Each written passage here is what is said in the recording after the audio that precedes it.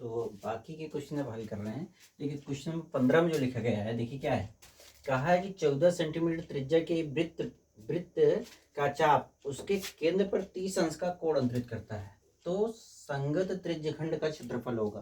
तो वृत्त तो आप सब लोग जानते हैं। देखिए अब वृत्त नॉर्मली ऐसे समझ लीजिए, ये वृत्त हो गया, अब इसका ये सेंटर हो गया, केंद्र हो गया। अब इसका चाप मतलब जानते हैं, वृत्त की परिधि के दो खंड, मतलब वृत्त की परिधि में दो खंड कर लेते हैं, तो ये जो वक्री भाग है इसी को चाप बोलते हैं। ठीक है, जैसे मान लो ए हो गया, ये हो गया बार बी, तो ये जो घुमावदार भाग है इसको हम चाप करते हैं। ये भी घुमावदार भाग है, ये भी चाप कहलाएगा। बस फर्क ये है कि ये छोटा है तो उसको लघु चाप कहेंगे, जो बड़ा है उसको दीर्घ चाप कहेंगे। ठीक है, इसमें सिर्फ ये कहा है कि इनको मिलाने पर ये केंद्र पर कोण बना रहे हैं।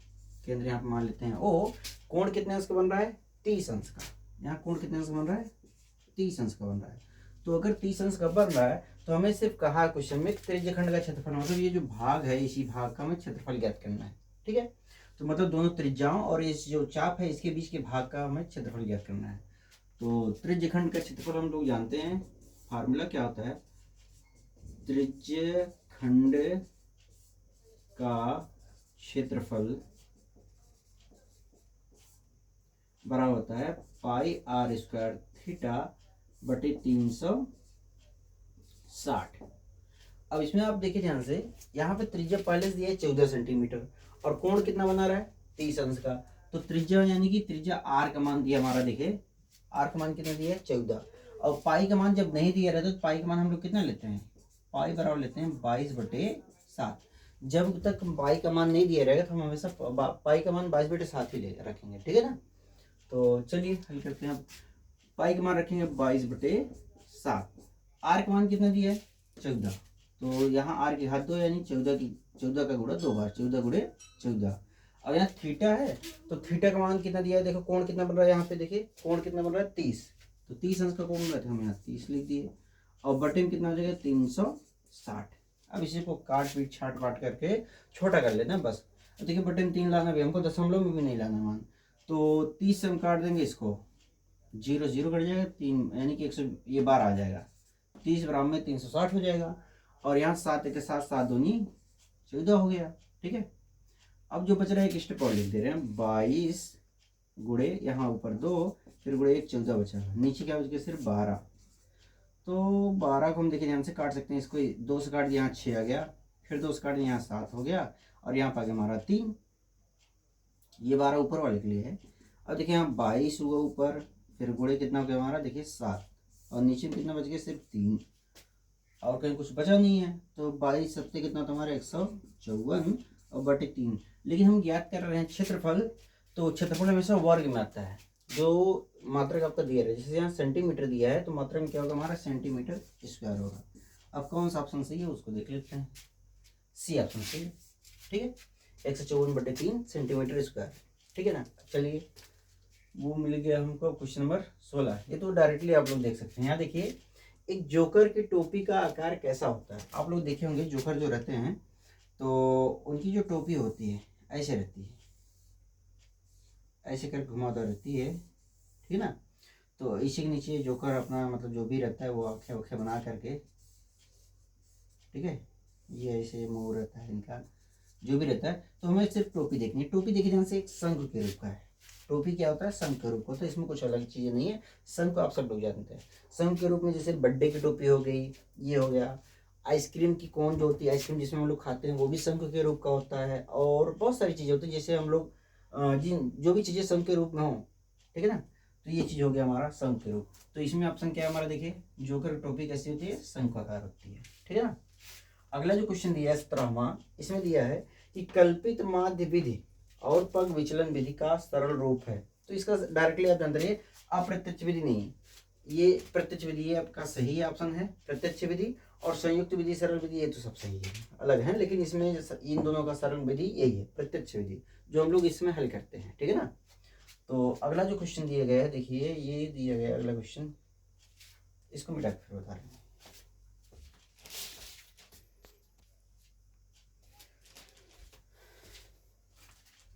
चलते हैं अब क्वेश्चन 18 हल करते हैं। देखिए इसमें दिया गया है, इसमें दिया है कि यदि कुछ प्रेक्षणों का माध्य 15 तथा मध्य का 24 है तो बहुलक होगा। तो इसका एक सूत्र होता है बहुलक बराबर, ये आप लोग याद करना होगा, ये हर साल पूछे जाते हैं, हर किसी न किसी सेट में जरूर रहता है ये क्वेश्चन।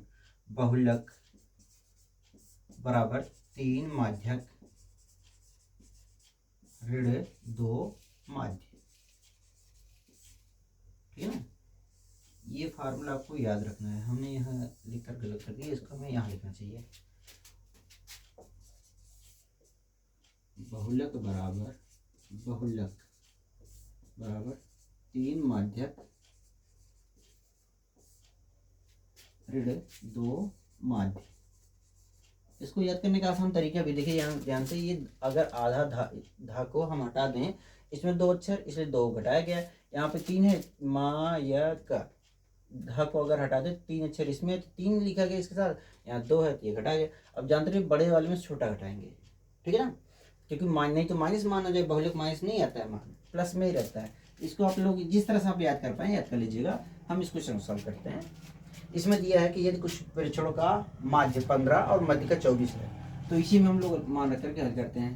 3 गुणे माध्य या मध्य, देखिए माध्यक मध्य का एक ही चीज है, अलग अलग नहीं है।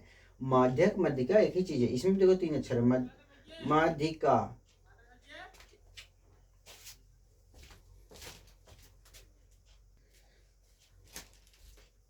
इसमें देखिए 3 गुणे माध्यक, माध्यक आपका कितना दिया हमारा, मध्य का या माध्यक कितना दिया हमारा 24 दिया है, तो 24 लिख दिए। फिर माध्यक सॉरी 2 माध्य, माध्य कितना दिया हमारा 15 दिया, तो 2 गुणे 15 हो गया। अब इसे हल कर लेते हैं, तो 24 दिए कितना होता है 72, 72, 24 दूनी 48, 24 दिए 72, माइनस 15 दूनी 30। अब घटाएंगे कितना है हमारा 42। ये तो आप डायरेक्टली देख लीजिए, ऑप्शन आपका कौन सा सही है, डी ऑप्शन सही है, आपका ऑप्शन डी। ठीक है ना। 19वां क्वेश्चन देखिए, इसमें दिया गया है जब एक पासे को एक बार फेंका जाता है तो ऊपर सम संख्या प्राप्त होने की प्रायिकता। और कुछ लोग पासे के नाम पे हड़बड़ा जाते हैं, पासा क्या होता है। पासा मतलब आप समझ लीजिए एक प्रकार से लूडो गोटी, जैसे लूडो गोटी में भी 6 फलक होते हैं, 1 से लेकर 6 तक संख्या होती है, वैसे सेम वही पासा ही तो है, एक प्रकार से वही पासा है। तो चलिए देखते हैं इसमें क्या होता है। लूडो की गोटी में कुल कितने अक्षर होते हैं, सॉरी कितने फलक होते हैं 6, और प्रत्येक फलक पे संख्या जो होती है 1 2 3 4 5 और 6। अब इसमें क्वेश्चन में कहा है कि ऊपर सम संख्या होने की प्रायिकता। इसमें सम कितनी संख्या है, देखिए ध्यान से, सम संख्या 1 2 और 3, सम संख्या कितनी होगी 3। सम संख्याएं कुल इनकी संख्या कितनी है 3 है, और कुल संख्या कितनी है, इनकी टोटल संख्या कितनी है 1 2 3 4 5 6, यहाँ हो गया हमारा 6। ठीक है ना। अब हमको ज्ञात करना है सम संख्या आने की प्रायिकता। तो प्रायिकता का फार्मूला क्या होता है, प्रायिकता का फार्मूला जो होता है वो होता है हमारा अनुकूल संख्या,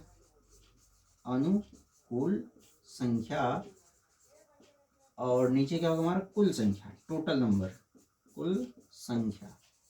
अब अनुकूल संख्या क्या होता है, जिसकी हम बात कर रहे हो वो होता है हमारा अनुकूल संख्या। जैसे इस क्वेश्चन में ऊपर सम संख्या की बात कर रहा है, ऊपर सम संख्या प्राप्त होने की प्रायिकता कह रहा है, तो ऊपर सम संख्या मतलब जिसकी बात कर रहे हो अनुकूल संख्या हो गया। सम संख्या कुल कितनी है 3, 1 2 और 3, ये सम संख्या, ये सम संख्या, ये सम संख्या।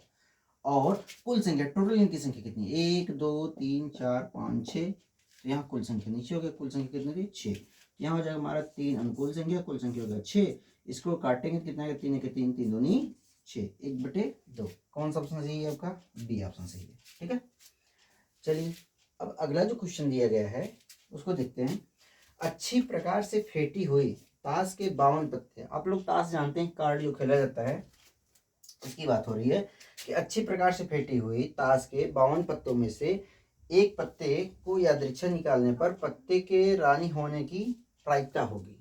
रानी मतलब आप जानते हैं कि ताश में 4 रंग होते हैं, 4 रंग होते हैं, देखिए यहाँ से हम बता रहे हैं, ईंट होता है और लाल पान होता है। ठीक है ना, ये लाल रंग के होते हैं, लाल पत्ते इन्हीं की बात करते हैं, ये लाल में होते हैं। ठीक है ना। और काले की बात करें तो जो ब्लैक में होते हैं, काले रंग में, वो तो हमारा उसको एक होता है हमारा चिड़ी, और एक होता है हमारा हुकुम। इसको काला पान कहीं के बोलते हैं, हुकुम। ठीक है।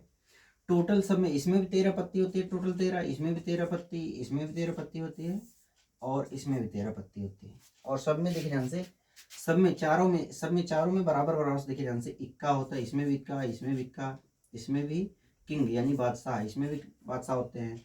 इसमें क्यू, क्यू मतलब जिसको कहते हैं क्वीन यानी कि रानी, इसमें भी क्यू होते हैं। इसमें भी ये आपका आएगा इक्का, मतलब इक्का होता है किंग, इसमें भी इक्का किंग, यहाँ पे भी आ गया हमारा क्वीन, यहाँ पे भी आ गया क्वीन।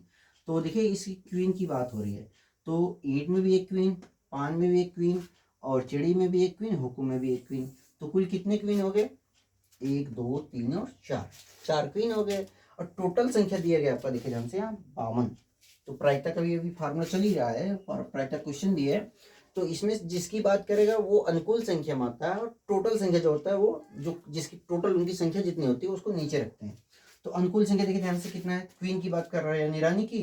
तो रानी कुल कितनी है? 1 2 3 और 4। तो अगर देखा जाए यहाँ पे, अगर आपको दिख रहा होगा तो क्यू की प्रायिकता, ये 20वां क्वेश्चन है। प्रायिकता क्या होगा हमारा?